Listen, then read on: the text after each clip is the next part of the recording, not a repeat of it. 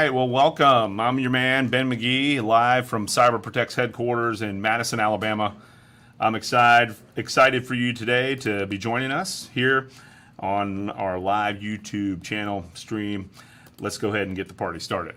So today we have a action-packed day full of fun and excitement for you, and it's primarily focused around CMMC compliance, specifically talking a little bit about assessments and authorizations. So in the previous Lunch and Learns, we've geared them around Microsoft Azure, Teams, and SharePoint. So integrating CMMC for some of those assets that you may have would be of utmost importance. And if you're interested, you can go out and check out those videos that we've published for our Lunch and Learn series. So let's go ahead and get started here and talk a little bit about what you can expect from coming up in this new CMMC that's going to be coming down the pipe here very shortly. So when we look at the CMMC, for us, we've developed a life cycle that we feel is very close to what you should try to adhere to. Now, whether or not this is going to fit every need that you have, that's up to you. But for us, and having done a number of DFARS, over 40 DFARS assessments in the past, we've done a ton of penetration tests and vulnerability assessments, and come in and audited many systems. We have a good idea and understanding of what it's going to take to make this magic happen. So we've put together this life cycle that's very similar in nature to the RMF life cycle, but we've kind of customized it a little bit for the CMMC. And so it's really starts off with a gap analysis. It jumps into taking that gap analysis and figuring out what the mitigation strategy and selecting your controls will be. Then it will get into probably one of the most time-consuming components, the controls implementation. And then next, jumping into having somebody come out and assess it, and then possibly going back to implementing corrections for those controls, having somebody come out and maybe assessing it again. But ultimately, we're looking to be authorized. And with the CMMC, there will be certified assessors, there'll be certified C3PAO. So that is what we are hoping that we can get by. If you have an organization that's looking to become CMMC compliance, then that's going to be of utmost importance to you. The question is what do we need to do and to be compliant, and where do we need to store that information? Well, with any type of assessment of your controls that you have, or a risk assessment, that gap analysis is going to come in very handy.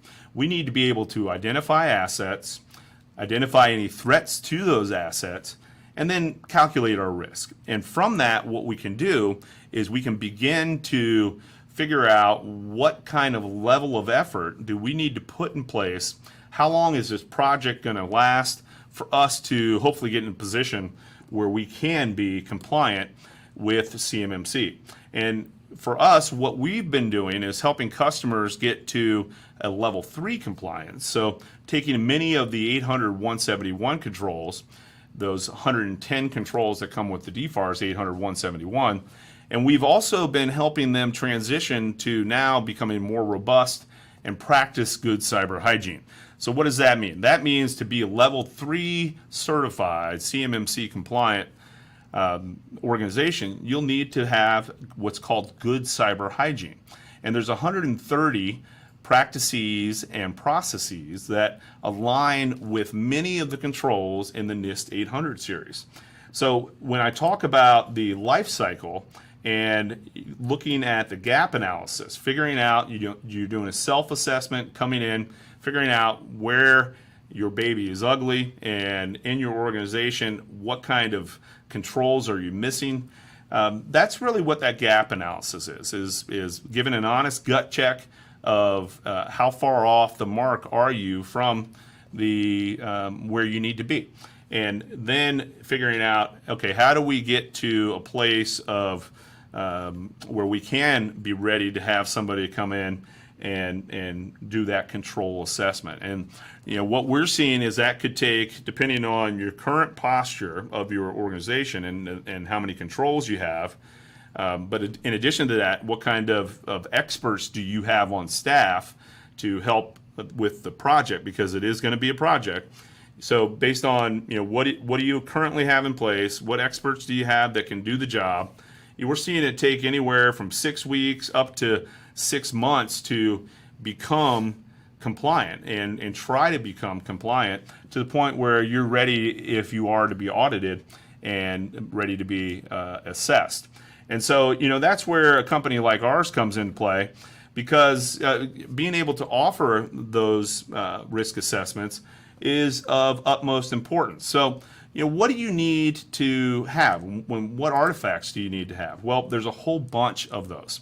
And for your system, your corporate network, you're going to need to have a disaster recovery plan. You're going to need to have a contingency management and a configuration management, a continuity of operations or ConOps. The POAM that's an artifact left over from DFARS will definitely come in helpful. And the network topology diagram to be able to explain how your Active Directory is set up in whenever that assessor and that auditor comes in to really check out what you have going on. That system security plan is very important as well. And so what we have done is we have created an EMAS simulator, because we anticipate that CMMC artifacts will need to be put into a system very similar to EMAS. And we've come up with this EMAS simulator that allows you to interact with a website, a web application that we've created, and store your artifacts there. And in addition to that, it'll go through and tell you where your gaps are. And by looking at that, you can very quickly get a gut check of where you are currently, your posture, and where you need to be. And from there, coming into some of the rough order of magnitude, the ROM for any of the line items that are deficiencies, like things that are typically in your POAM, you can go into the software and be ready, if you are audited, to help that assessor come in and show, hey, here's the artifacts that I have. I'm ready to show our world to you, and basically everything within our organization. We want to make sure that we can hopefully hold our ground when we are audited by some of these certified assessment teams that are going to be coming out. They're going to be people like you and I that are pretty savvy in the information technology domain and have a flavor of security that they specialize in.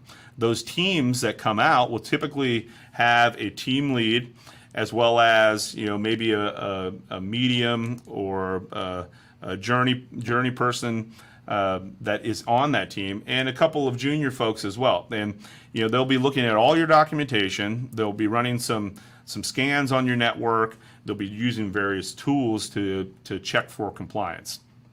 So keep that in mind. Not only do you have to know what assets you have to practice the defense in depth approach, but in addition to that, you have to have standard operating procedures and policies that support your network infrastructure. Where do you keep all that information? Well, we showed you last week, one option was in SharePoint. Another option could be in Microsoft Teams. In addition to that, we have an EMAS simulator anticipating that the CMMC board, advisory board, is going to be using EMAS as a system of record. And if so, then you may want to consider taking a trial of our EMAS simulator to store your documentation and keep track of that. Well, let's give you a scenario. And in a scenario, you've been asked to perform an authorization and possibly a validation of the controls on a CMMC system. So before you can provide a quote for that, there's a bunch of different things that you're going to need to know. What are those things, and why would you need to know certain things in order to come in and actually perform this authorization assessment? What tools do you use, and how long would it take to maybe go through and do that? How many people do you need on your team? Or are you a gunslinging one-man show or a one-woman show? And how much do you charge the customer? Because that ultimately, that is what is going to be the discriminator between you getting the work as an authorization, certified authorization component, and not getting the work. Well, in order to be able to come up with this type of scenario and be able to put yourself in a position where you can win this work, you probably have to figure out what the security control assessment is going to be. The framework in this particular case that we're using is the CMMC. And if the person's coming in and wanting to be a level 3, then we need to know that there's 130 practices and processes that need to be followed that align to many of the NIST 800-171 controls. So there's going to be at least 110 controls with a gap of maybe 20 that need to also be checked. So 130 altogether. We need to come in and be ready to have an assessment plan of those security controls, who's going to be doing what, and make sure that we know the effectiveness of each of those controls. A lot of times when we come in, people seem to have templates filled out that they've received from companies that have said that they're CMMC compliant, and those templates are pretty much boilerplate, and they're not very good. So if we go in and we see those templates that it really doesn't say anything about the network, we know that this particular company may be having significant deficiencies.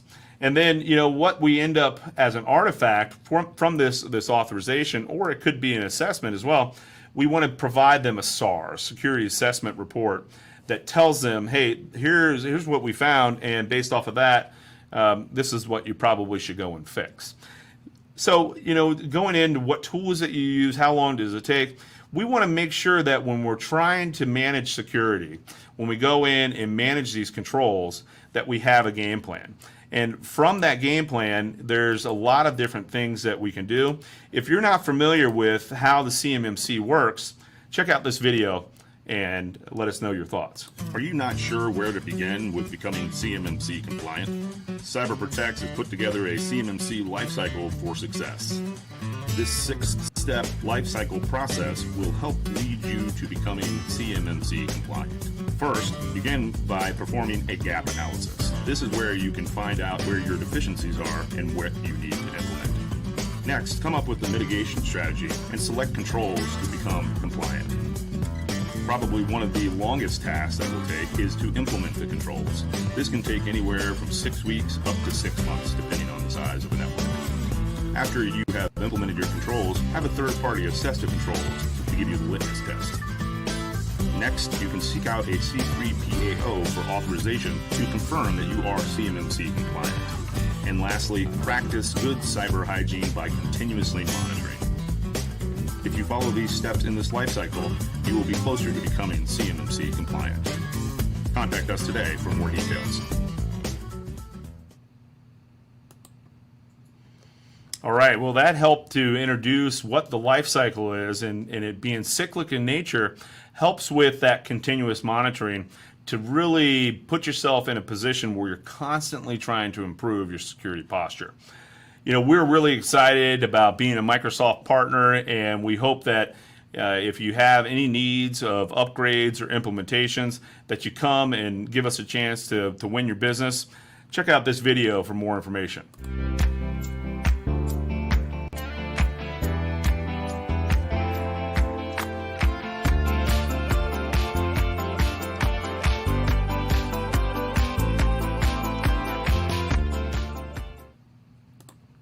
Now, we're also aware acutely that many companies don't want to necessarily even have to deal with doing the gap assessments and doing the, figuring out how to implement the controls and being able to implement the secure controls for the CMMC compliance. Well, if that's the case, then we can come in and provide you a service of being able to help get you in a position to be CMMC compliant.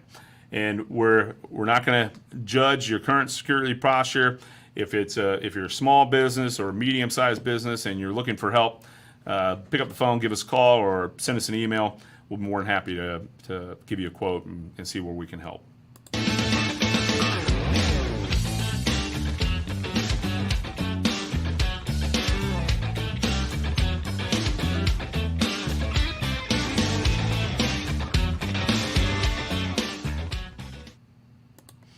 Now, if you are in a position where you feel comfortable and you're looking for some guidance, we're going to tell you a little bit about some of the things that we typically will do. We'll come in and check out what the core security is. Some of the other videos in the Lunch and Learn series that we've been doing have, in fact, told even more detail with that. So go back and check out those videos. But how do you restrict access? Have you had a security assessment? Have you had a vulnerability assessment? If so, have we attempted to exploit those?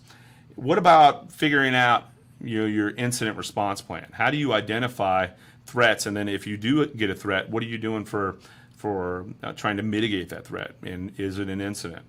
What about security awareness training and anything dealing with making sure that your people are constantly in the know about things that are in the security world?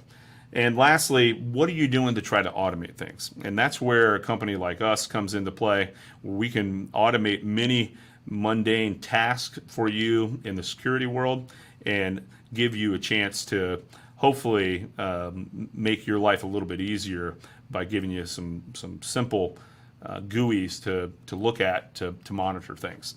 If you're dealing anything with the federal government, you might want to take a look at some of the security controls and specifically the security technical implementation guides that are out there for whatever you may have as your secret sauce. So if you're looking to potentially lock down Windows, you could use a Windows STIG to at least get yourself in a position to feel more secure. You may not want to try to implement everything on that particular STIG because it may end up making that computer totally locked down and not functioning for just a regular end user. So you could go out and check out the STIGs for your server builds. If you're running web servers, there's security technical implementation guides. If you don't have access to the STIGs, NIST also publishes a whole bunch of guidance on what to do for that. In addition, companies like SANS, you can go out and get checklists for configuration management as well as locking down devices and boxes. In addition, you can also look at the SCAP tool or the SCAP compliance checker to help put you in a position to allow the security compliance. And this particular tool, the security compliance application protocol that's used for this, allows you to put some of those findings in what's called the STIG viewer. You may not be familiar with that. If you are, then you probably have done things with RMF. There's no reason why we can't go through and utilize these same tools when we're going through and looking at our corporate environment as well. Again, not every system is going to give opportunities for automation, but if we use some of these tools that are in the market that are available and ready to go, then you should put yourself in a very good position to at least try to automate some things. And when we talk about the life cycle of the CMMC, again, going back to what I said earlier on in this conversation, that it could be anywhere from 6 weeks to 6 months of implementation. The time is ripe for you to get started on the CMMC project. And if you have any questions or need any help, contact us here at CyberProtect. We're more than happy to give you a free estimate and hopefully put you in a position that we can ease some of the headaches that you currently have. We do have some upcoming training, and I'd like to make sure that everybody's aware of that. So watch this for more information. Are you a cyber professional waiting to take your career to the next level? Then join us at CyberProtect for our CISSP Bootcamp. We will teach you everything you need to know to take the exam, covering everything from disaster recovery planning to security models to PKI. Our dynamic and engaging style, combined with years of experience in the cybersecurity field, can make this course a can't miss for professionals seeking the CISSP certification. Are you ready to take your career to the next level? Check out our schedule and register for our upcoming CISSP Bootcamp at cyberprotects.com. Got cyber? All right, so that's our upcoming CISSP boot camp. Again, if you're interested in keeping track of where your posture is, we have an excellent tool that many customers are licensing from us, and that is our EMAS simulator software. I would recommend that you at least give us a buzz today and take it for a test drive. We'd appreciate the opportunity to win your business. So check out our EMAS simulator and hit us up on our website. In addition to that, we are hiring, and I want to make sure that we're crystal clear about this. We're looking for some folks that know how to program. We have work using Microsoft Azure, and looking for some C# developers, as well as people that know PHP, SQL, and MySQL. So if you know anyone that's interested in programming, becoming a game developer, send the resume over to us, and we'll give them an interview. In addition to that, we have an opportunity for a customer support technician and somebody that's familiar with Microsoft Azure and Sentinel tools, as well as any background in security, incident, and event management, or SIM tools would be very helpful for that. Lastly, if you have a Security Plus and a Microsoft operating system certification, or you know anybody that may be interested in a new opportunity, you can check out the cybersecurity analyst position. We'd love to be able to bring in you or your friend for an interview, and hopefully have an opportunity for a new career path. So we hope you enjoy the CMMC Compliance Lunch and Learn today on assessments and authorizations. I'm your guy, Ben McGee. Until next time, have a great day and stay safe.